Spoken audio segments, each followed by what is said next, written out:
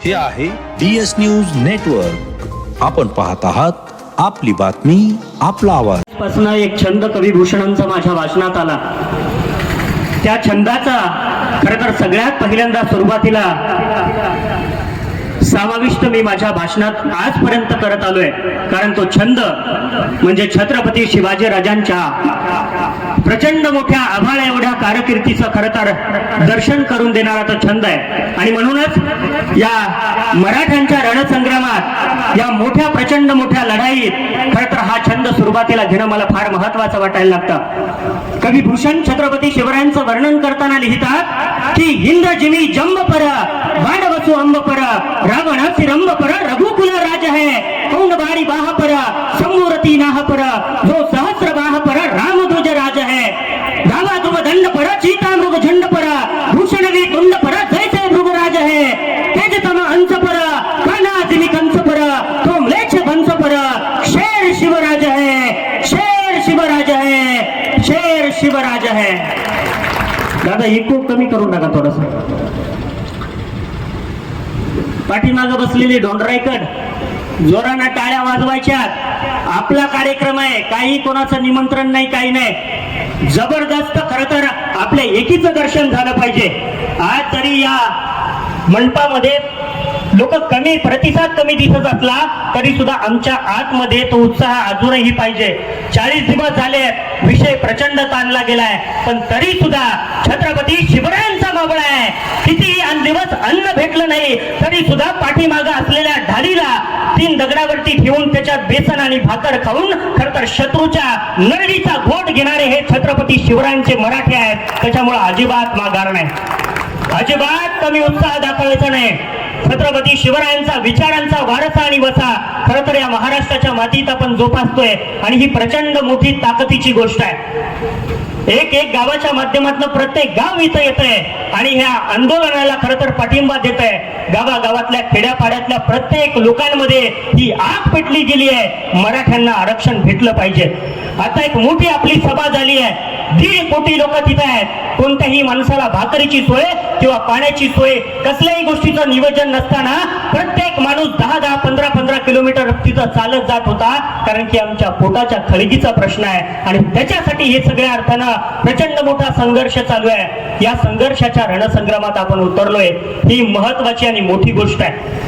खरं तर बांधवांनो, मराठा आरक्षण या संदर्भातल्या बऱ्याच गोष्टी तुमच्या आतापर्यंत कानावर आल्या असतील.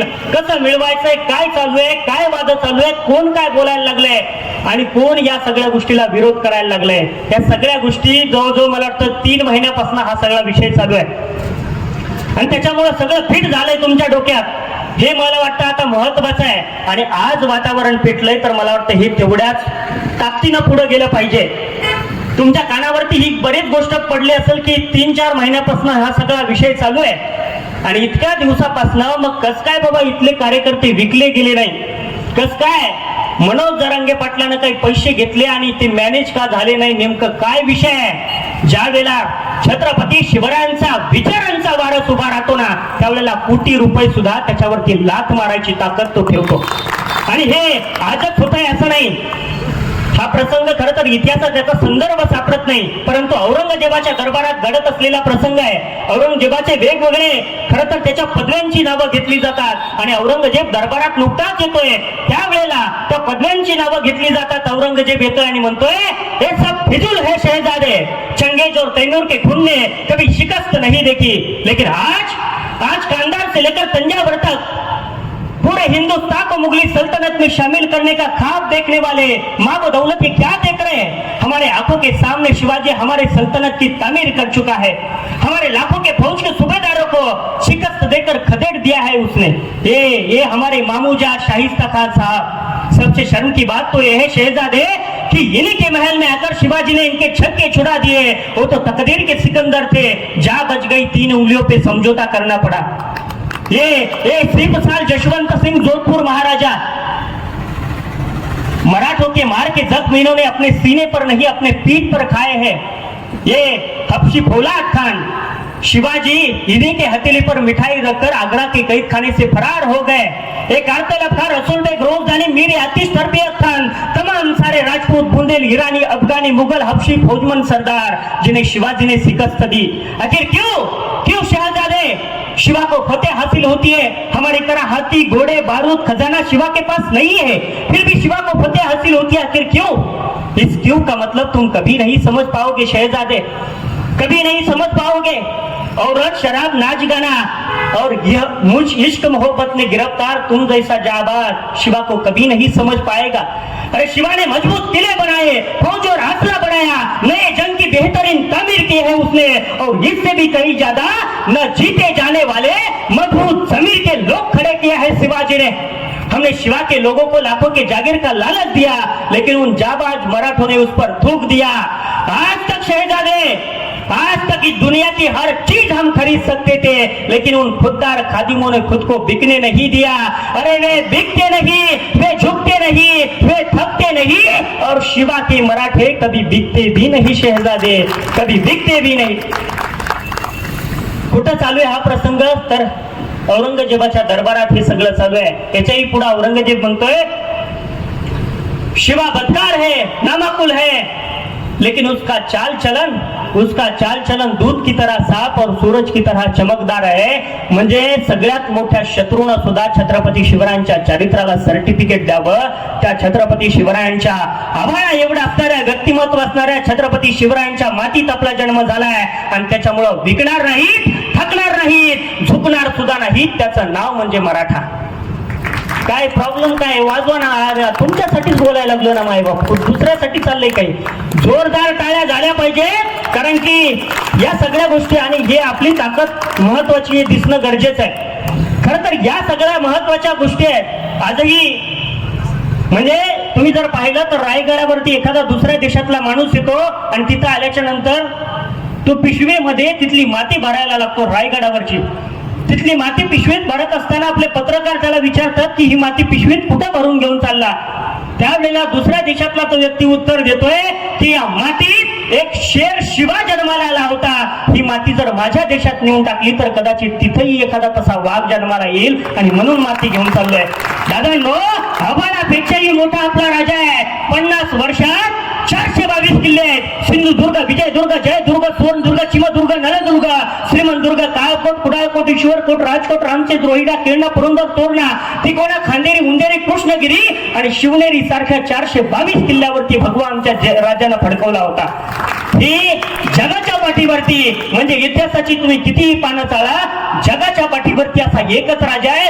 50 वर्षात 422 गडकोट त्यांनी स्वतःच्या स्वराज्यात सामील करून दाखवले आहेत। त्या छत्रपती शिवरायांचे आपण मावळे आहेत, आपण कुठं कमी पडणार? खऱ्या अर्थानं हा आरक्षणाचा प्रचंड मोठा रणसंग्राम आहे।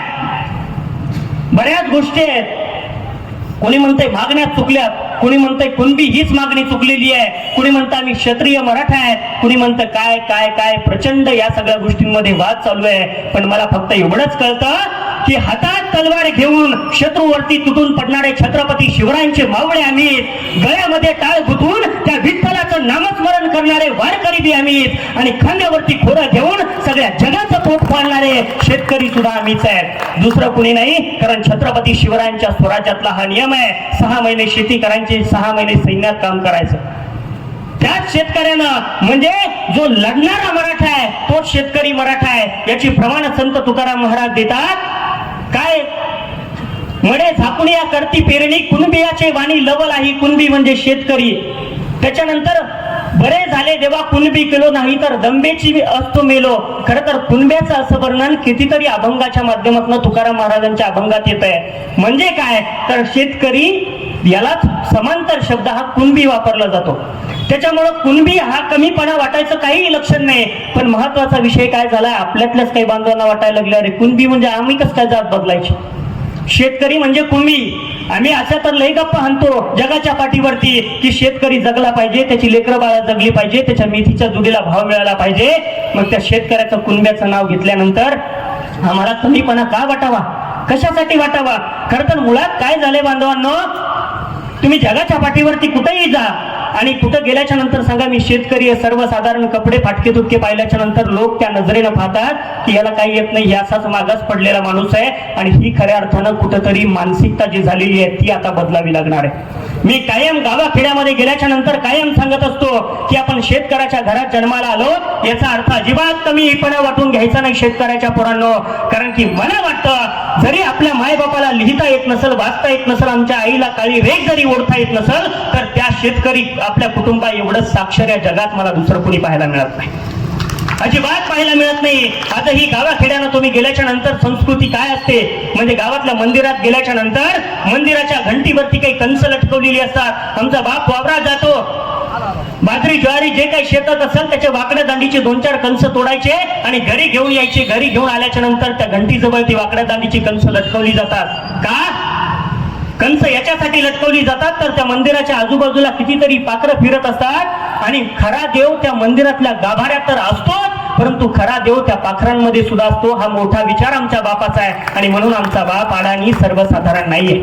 तुम्ही आजही पहा, बांधावरती आमचा बाप शेतकरी साधारण झोपलेला आहे आणि बैलानं काहीतरी आवाज केलाय, बैलानं हंबरडा फोडलाय, बैल ओरडायला लागलाय. डोळे झाकल्या झाकल्या आमचा बाप ओळखू शकतो त्या बैलाला तहान लागली आहे, त्या भूक लागली, नेमका काय प्रॉब्लेम आहे, बैल कशामुळे हंबरायला लागलाय. खरं तर लोकांना इंग्रजी जमायला लागली, लोकांना जर्मन जमायला लागली, लोक वेगवेगळ्या भाषेत तरबेज झाले. इंग्रजी बोललं म्हणजे प्रतिष्ठेचं मानलं गेलं, पण त्या बैलाला सुद्धा काहीतरी भाषा असेलच ना, तो हंबरतोय, त्याची भाषा आमच्या बापाच्या काळजापर्यंत येते आणि म्हणून आमचा बाप अडाणी सर्वसाधारण नाही. त्याचं कौशल्य खरं तर इथल्या जगाला कळालं नाही. आजही तुम्ही पहा, आमचा बाप गोठ्यात जर बादली घेऊन गेला आणि तो जर असला तर गाय कासाला हात लावू देते, दुसऱ्या माणसाला तिथं बादली घेऊन जायची ताकद नाही, कारण तेवढी शिस्त आणि सवय आमच्या अडाणी बापांना लावली आहे. म्हणून शेतकऱ्याच्या कुटुंबात जन्माला आलं, अजिबात या गोष्टीचा कमीपणा बाळगायचा नाही. या जगाच्या पाठीवरती प्रचंड मोठं आपलं काम आहे, प्रचंड मोठे आपण आहेत. म्हणजे बघा ना, गणितीय भाषेत सांगायचं झालं तर एका एकराचं क्षेत्रफळ 43,560 स्क्वेअर फूट एवढं होतं. त्याच्या हातात 3-4 किलो धान्याची पिशवी द्या, सांगा हे एका वावरात हे सगळं पेरून टाकायचंय. तो टिपणीवरती हात धरायला लागेल, बैल चालायला लागेल आणि बैल चालल्यानंतर त्या वावरात ती पेरणी व्हायला लागेल. ज्या वेळेला पेरलेलं वर येईल ना, त्यावेळेला लक्षात येतं की आमच्या बापानं 3 किलो धान्य एका एकरात समान प्रमाणात टाकलंय. कुठंच कमी झालं नाही, कुठंच जास्त झालं नाही. 2 तासातलं अंतर आणि 2 ठिकाणचं अंतर, 2 दाण्यातलं अंतर अगदी समान आहे. हे कसं काय झालं, हे कौशल्य कुणीकडनं आलं. म्हणजे आज एवढे टेप असताना, एवढ्या पट्टे असताना, मोठमोठ्या बिल्डिंगाचे कोपरे वाकडे निघायला लागतात, तेवढं नॉलेज असताना सुद्धा पण आमच्या बापाच्या हातातले दाणे योग्य जागेवर पडतातच कसे. यालाही काहीतरी टॅलेंट लागतच असेल ना, यालाही काहीतरी बुद्धी लागत असेल, ती आमच्या बापाकडे, ती कोणाकडे नाही. आणि म्हणून हे मोठेपण सांगणं मला फार महत्वाचं वाटायला लागतं. आमच्या मनातला हा न्यूनगंड कुठेतरी बाजूला काढून आम्हाला उभं राहता आलं पाहिजे, सन्मानानं उभं राहता आलं पाहिजे. आज तुम्ही पाहताय मोठमोठे स्लॅब टाकले जातात, 10-10, 15-15 मजली बिल्डिंग बांधल्या जातात, पण 5-10 वर्षात पुढल्या त्या बिल्डिंगचे स्लॅब खाली करतात, आतमध्ये पाणी येतं, त्याला पीयूपी काय काय करावं लागतं, त्याच्यावरती नंतर काय काय डॉक्टर फिक्सिट टाकून ते स्लॅब गळणं बंद करावं लागतं. आमच्या बापानं वावरातल्या ज्या पेंड्या आहेत बाजरीच्या ज्वारीच्या, तर त्याची वळई, त्याला गंज आपल्याकडे म्हटलं जातं, ती गंज रचली आहे, त्या गंजीतनं पाणी काढलंय. आणि एकदा का आमच्या शेतकऱ्यांना गंजीतनं पाणी काढलं तर कितीही वादळ येऊ द्या, कितीही पाणी येऊ द्या, कितीही पाऊस येऊ द्या, त्या गंजीत थेंबभर पाणी सुद्धा आज जाऊ शकत नाही. अरे स्लॅब वापरून, मोठं कॉन्क्रीट वापरून, सिमेंट वापरून जर स्लॅब गळत असतील आणि आमच्या बापानं नुसत्या पेंड्यावर पेंड्या रचून जर गंज उभी केली असेल, त्यात थेंबभर पाणी जात नसेल, तर हे आमच्या बापाचं कौशल्य आहे आणि ते या जगाला मान्य करावं लागणार आहे, ते मान्यच करावं लागणार आहे. तुम्ही पहा ना, म्हणजे आम्हाला असं, मला का काही की असं ऐकण्यात येतं, बऱ्याच गोष्टी लोक म्हणतात काही नाही जमलं तर हाई गावाकडे शेती, गावाकडे जाऊन शेती करू. हे सगळं खरं सोपं आहे का एवढं? म्हणजे काही नाही जमलं तर शेती करू म्हणजे कोणालाही जमण्यासारखा शेतीचा विषय आहे का? तर मला वाटतं अजिबात नाही. गंज रचताना सुद्धा तुम्ही पाहिलं असेल की त्या गंजीच्या पेंड्या अशा रचलेल्या असतात, एका बाजूनं जर गंज फोडली तर तिकडनंच त्या पेंड्या निघायला लागतात, दुसरीकडनं काही कितीही जोरानं पेंडी ओढा, गंजीतली एकही पेंडी बाहेर येऊ शकत नाही. याला सुद्धा काहीतरी सूत्र लागत असेल ना, याला सुद्धा काहीतरी टेक्निक लागत असेल, ती आमच्या बापाकडे आहे. आणि म्हणून शेतकऱ्याच्या पोरांनो, आपण शेतकऱ्याच्या घरात जन्माला आलो, छातीवरती खरं तर हात ठेवून अभिमानानं सांगा जगाला, माझा बाप शेती करतोय, अजिबात कमीपणा वाटून घ्यायचं लक्षण नाही. आणि म्हणूनच गावाखेड्यानं जाऊन खरं तर हे प्रबोधन करणं मला फार महत्वाचं वाटायला लागतं. खरं तर आरक्षण कसं मिळणार आहे, काय मिळणार आहे याच्यावरती माझाही जास्त अभ्यास नाही, त्याच्यामुळं मला त्या गोष्टी महत्वाच्या वाटत नाही. त्याच्यानंतर बरेच लोक येणार आहेत की ते व्यक्त करतील, ज्याला जे जमतं त्यांना ते सांगावं. परंतु शेतकऱ्याच्या पोरांच्या काळजातला हा स्वाभिमान जागा करणं मला मोठं वाटायला लागतं. आणि त्याच्यासाठी आपण एक आलं पाहिजे. या सगळ्या गोष्टी बाजूला सारून, म्हणजे आज जर तुम्ही पाहिलं असेल गावाखेड्याची काय परिस्थिती तुम्ही पाहताय, म्हणजे सर्वसाधारण शेतकऱ्याच्या घरात जन्मालेला हा शेतकरी पुत्र तुमच्या समोर जो उभा आहे ना, हा काही आज तुम्हाला कोट वगैरे दिसत असेल, परंतु हे कार्यक्रमाचं एक शेड्यूल असतं म्हणा किंवा हे एक फॉर्मॅट असतो म्हणून घालावं लागतं. पण सर्वसाधारण शेतकऱ्याच्या घरात जन्मालेलं हे पोरग आहे. या पोराला सगळ्या गोष्टी माहिती आहेत आणि त्या सगळ्या परिस्थितीचे चटके त्यानं खाल्लेले आहेत. त्याच्यामुळे या सगळ्या गोष्टीचा जर विचार केला ना, गावाखेड्यानं तुम्ही या, आमच्या गावाच्या कितीतरी शेतकरी बांधवांच्या घराला भिंती नाहीत, त्यानं कूड घातलाय, वावरातल्या तुराट्या पळाट्या त्यानं आणलेल्या आहेत आणि त्या पळाट्यानं त्यानं कूड घातलाय, त्या कुडात राहतोय आपला बाप. घरावरती स्लॅब नाही, पत्र टाकलेले आहेत, पत्रातनं खरं तर पाणी गळतं. त्या पाण्याखाली आमची माय बादली, तांब्या, चरी, वाटी काहीतरी घेऊन ते पाणी खरं तर अडवण्याचा प्रयत्न करते आणि घर उलवणं होऊ नये याच्यासाठी प्रयत्न करते. या सगळ्या जगाला स्वप्न पाहिलं की या सगळ्या जगाला जगवायचे, त्याच शेतकऱ्याच्या घरातली चूल आज पेटत नाही. या सगळ्या गोष्टीच्या पाठीमागचं कारण काय, हे काळ होता की त्यावेळी व्यवहार वेगळ्या पद्धतीनं चालायचे. आलुते बलुती ही प्रकारची पद्धत होती की जर मला मडकं पाहिजे असेल, गाडगं पाहिजे असेल तर कुंभाराला आदलीभर पायलीभर काय ठरलेलं ते धान्य द्यायचं आणि गाडगे वर्षभर त्याच्याकडनं घ्यायचे. एखादा नावी असेल तर त्याच्याकडे जाऊन कटिंग करायची आणि त्याच्या बदल्यात त्याला धान्य द्यायचं. ही एक पद्धत होती, व्यवहार असा चालायचा. परंतु व्यवहाराचं स्वरूप आज बदललं आणि ते स्वरूप आलं कॅश पैशामध्ये. मग माठ घ्यायचा असेल तर 200-300 मोजावे लागतात, कटिंग करायची असेल तर 100-200 रुपये मोजावे लागतात. परंतु याच्या बदल्यात आमच्या वावरात पिकल्या जाणाऱ्या त्या आदलीभर धान्याची किंमत तेवढी वाढली का, तर नाही, आमच्या धान्याची किंमत त्याच्यापेक्षा कमी झाली. आणि या सगळ्या गोष्टीतनं 100 एकरावरनं खरं तर मराठा समाज हा प्रचंड खाली आला.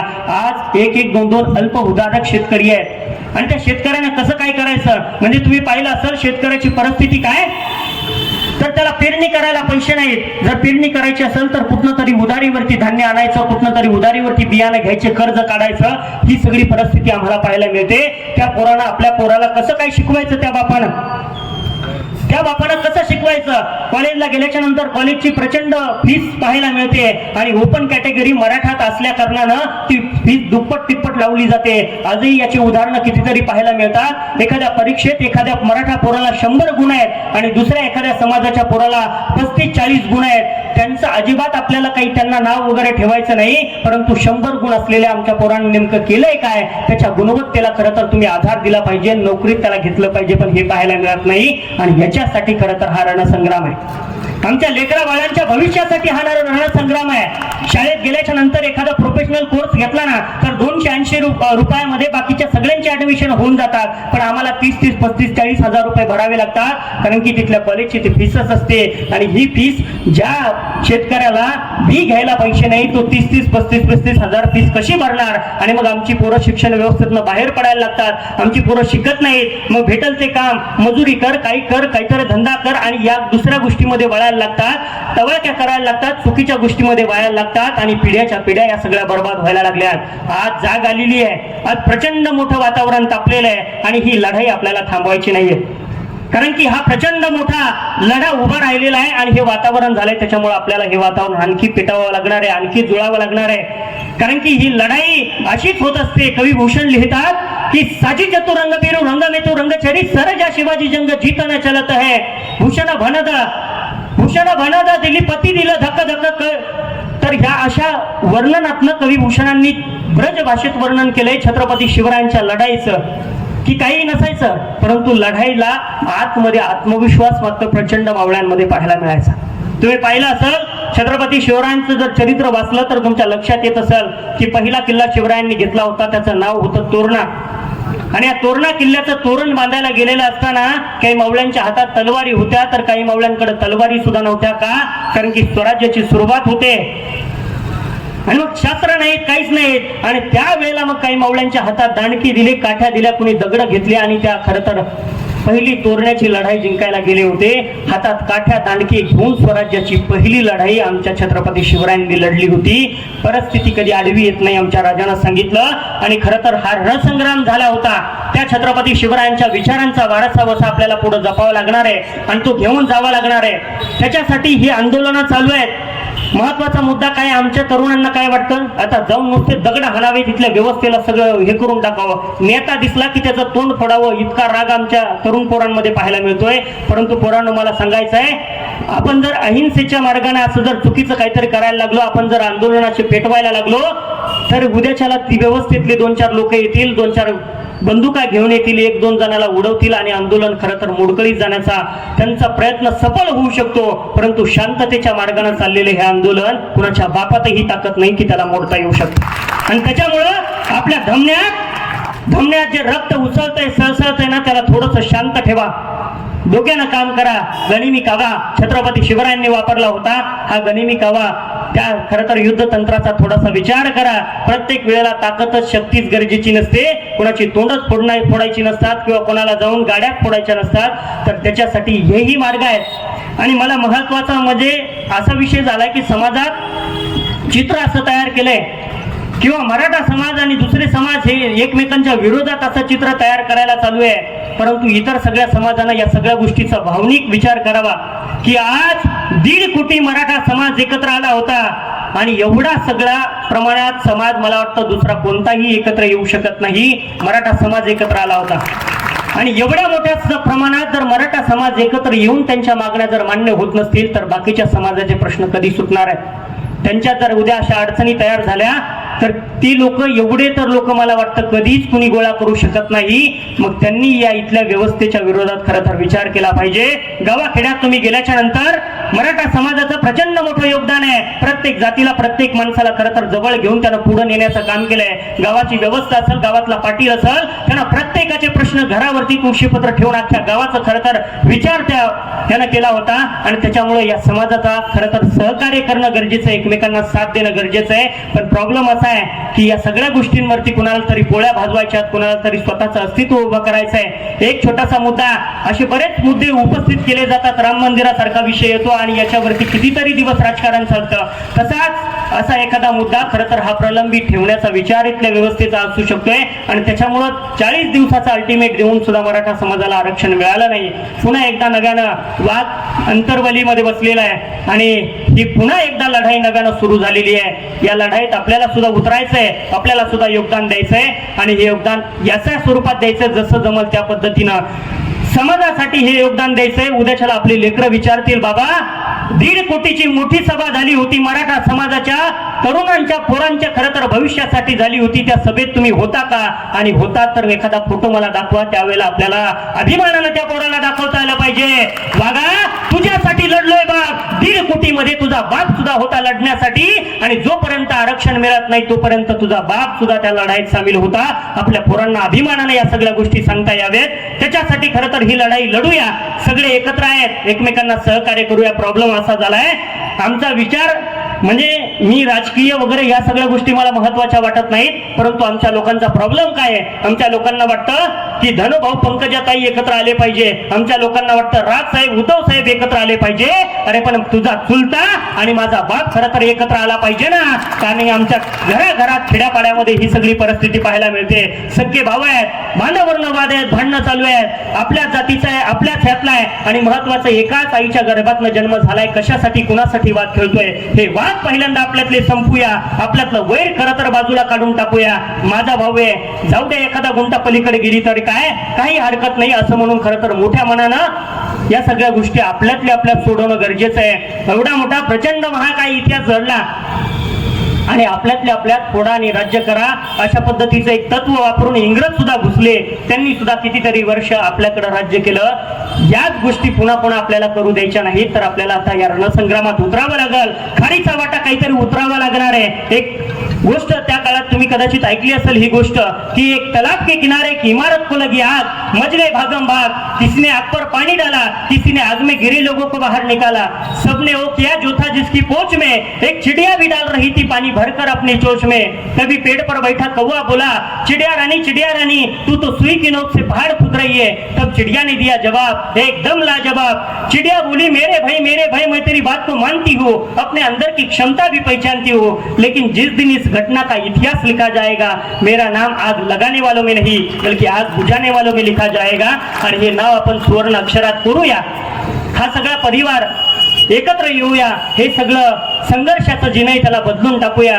कारण की आमच्या सर्वसाधारण घरात कुटुंबातली खरी परिस्थिती काय आहे, इंद्रजित भालेराव सुंदर असं लिहितात की दोन जीवाची महिमाया गेली दूरच्या शेताला, पोटा पाण्याच्या वडीनं जीव कामात गुतला, वटी आलेल्या वटीवर एका धडुक्याची वटी, एकी मंदी गर्भताना एक कापसाच्या साठी, बोंड बोंड यचताना झाली दुपारही खाली, माई गेली सावलीला झोपाळलेल्या तुरी खाली, आजूबाजूच्या रानात नाही माणसांचा थारा, चिड चिप पाखरांची भर उन्हाचा पहारा, घास कुटका खाऊन जरा टेकवली पाट, आल्या अचानक कळा हातपाय झाले ताट, घामाघूम झाली माय कावरली बावरली, आणि रेटा हातानं देऊन कशी बशी सावरली, सावरता कळ उठली जोरात, आड रानात हरिण थर कापली उरात, पुढं काय झालं याच माईला नव्हतं भान, जणू पाखरू पडलं बिन वारसी उतान, सुद्धीवर आली तवा कुस रिकामी झालेली, माती मंदी वल्ला गोळा माती तोंडात गेलेली, माय झाली बाळातीनं जशी सीता वनवासी, लव अंकुश खेळले जसे झाडा झुडपासी, असा झाला तो हा जन्म झाली सगळ्याची दैना, आणि तो ह्या जन्माच्या वेळेला बाळा नव्हत्या रे कन्या, तो या जन्माच्या वेळेला बाळा नव्हत्या रे कन्या। खरं तर या गंभीर परिस्थितीतनं आपण वाढतोय, कितीतरी बाळातपण आहेत जी वावरात होत आहे, कितीतरी म्हणजे आज तुम्ही पाहिलं तर आमचा बाप दवाखान्यात गेला, त्याचं दुखायला लागलं ना, सलाईन लावली, डॉक्टरना जर गोळ्या लिहून दिल्या 10 दिवसाच्या गोळ्या दिल्या, तर मेडिकल आल्याच्या नंतर आमचा बाप म्हणतोय 10 दिवसाच्या नको 3 दिवसाच्या गोळ्या द्या, कारण की पैसे कमी होतील। खरं तर ही आर्थिक परिस्थिती आहे शेतकऱ्याच्या पूर्ण, आपल्याला बदलावं लागणार आहे, या संघर्षामध्ये आपल्याला उभं राहावं लागणार आहे, रणसंग्राम भेटूया पुन्हा एकदा नव्यानं, खरं तर हा इतिहास घडवण्याचं काम करूया आणि पुन्हा एकदा नव्यानं ही लढाई लढण्याचा प्रयत्न करूया। एवढंच खरं तर या ठिकाणी बोलतो, आणि आशावाद एवढाच आहे की आरक्षण भेटणार आहे, त्याच्यामुळे अजिबात घाबरू नका, अजिबात टेन्शन घेऊ नका, आज नाही उद्या, परंतु या सगळ्या गोष्टी घेतल्याशिवाय आपण थांबणार नाही। मराठ्याची ही अवलाद आहे, मोडेन पण वाकणार नाही, हे तत्व इतिहासातलं आपल्याला जपायचं आहे आणि त्याच्यासाठी खरं तर उभं राहायचं आहे। त्याच्यामुळे टेन्शन घेऊ नका, सगळ्या गोष्टी सुरळीत होतील आणि याच्यानंतरचे कार्यक्रम यानंतर होतील। शेवटी वाणीला पूर्ण विराम देता एवढंच म्हणतो, ना तरी बालक बोबडा बोली का वाकुडा विसुका पावली, ते चोच करुणी माऊली विजय देवी, पायांच्या प्रसादे जरी बोलिलो विनोदे, मग क्षमा करणे संती नव्हे अंगभूत युक्ती। जय जवान जय किसान, एक मराठा लाख मराठा।